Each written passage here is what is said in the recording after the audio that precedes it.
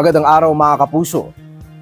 Alam nyo ba, ang Ash Wednesday ay hudyat ng pagsisimula ng 40 araw ng panahon ng Kwaresma o Lenten season.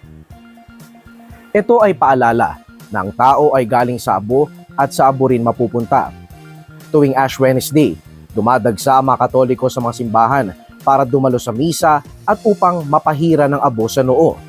Ang abong ginagamit tuwing Ash Wednesday ay nagmula sa sinunog ng mga palaspas na binasbasan noong nakalipas na Palm Sunday o Linggo ng Palaspas. Ayon sa simbahang Katoliko, may mas malalim na dahilan at hindi lang dapat maging karaniwang tradisyon ang paglalagay ng abo sa noo tuwing Ash Wednesday. Ang krus sa noo ay simbolo ng pagsisisi sa mga kasalanan at pagtanggap kay Jesucristo.